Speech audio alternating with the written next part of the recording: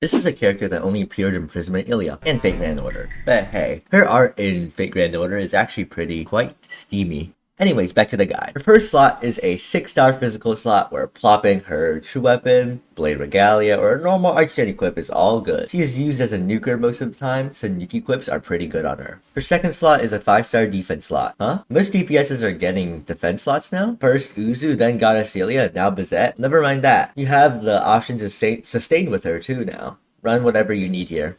Her third slot is a 4-star heal slot, not typically ideal on a nuker, but it has its niches, especially against bosses who have an end nuke. At limit break 7, she gains a 4-star physical slot, which isn't really worth getting at all. So her skill deals 2700% water physical damage, and increases her own arts by 50, and for 8 seconds she increases her own paralysis and freeze res by 100% on a 12-second CT. Good instant arch gen. Yet also a weird freeze and paralyze resistance that isn't 100% uptime. Her art deals 30,000% water physical damage, and for 20 seconds, she increases all ally stats by 30% and physical resistance by 20%. It's a really good art for survivability, but you aren't really going to be using this much due to her other parts of the kit being related to damage dealing. I would run a sustainer with her rather than to run her as a sustained unit. Her true arts deals 80,000% water physical damage, and when used, she reduces her own remaining defense equip CT by half, and for 20 seconds, she reduces enemies' water resistance by 80%. Interesting equip CT reduction, though you're really not going to find much use with this true art, so scratch what I said about her normal arts. Her super arts deals 160,000% water physical damage, and during the duration of this super arts that is activated, she increases her own damage by 250%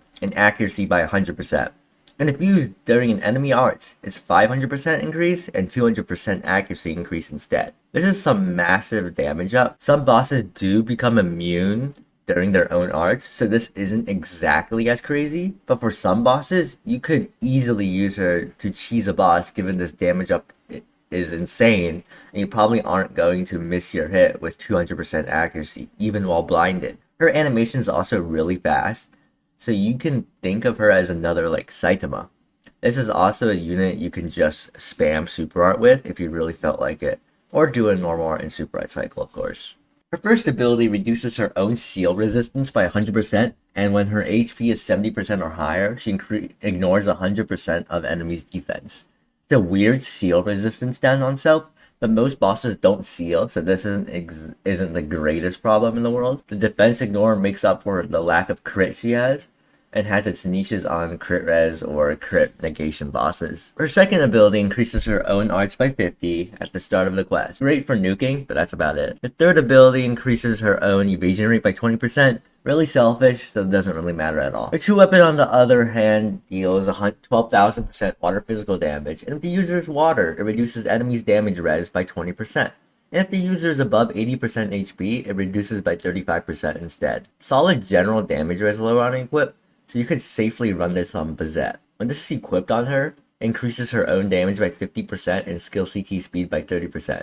Great for some extra DPS and faster arts on skill with a little higher uptime on that status resistance.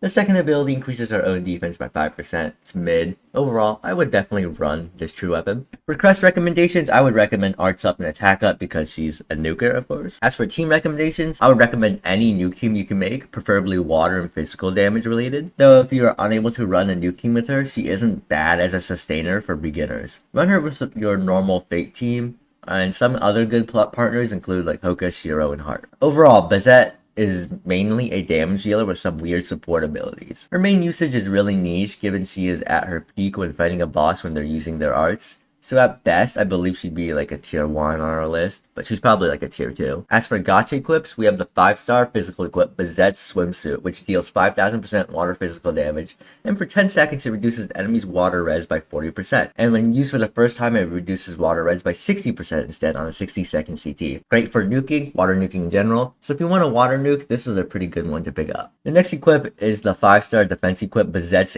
Apron, which heals all allies' HP by 1,500, and for 20 seconds increases all allies' physical resistance on by 40% on a 40-second CT. It's a great effect. CT, on the other hand, isn't exactly the best, but regardless, it's still a nice equip. The last equip is the 5-star physical equip. Sorry if I butchered the name, Bragarak, which deals 10,000% water physical damage and reduces enemies' physical resistance by 30%. And when used above 90% HP, it reduces enemies' physical resistance by 50% instead, but for 10 seconds on a 50-second CT. It's a decent physical resistance equip for nuking. HP require might be a problem, but other than that, it's a nice nuke equip. Though if you have like Shepherd of Emperor Islin, that one's probably still better than this. This summarizes our guide on Summer Bazett. Overall, she definitely isn't the best unit to pick up, as I'd say everyone else, other than Saber Alter, would benefit your box even better, but hey, at least she still has her niche and does some nice damage. I'd still summon for her as Summer Chloe runs with her, and she's hella good. Anyways, peace out, and don't forget to like and subscribe.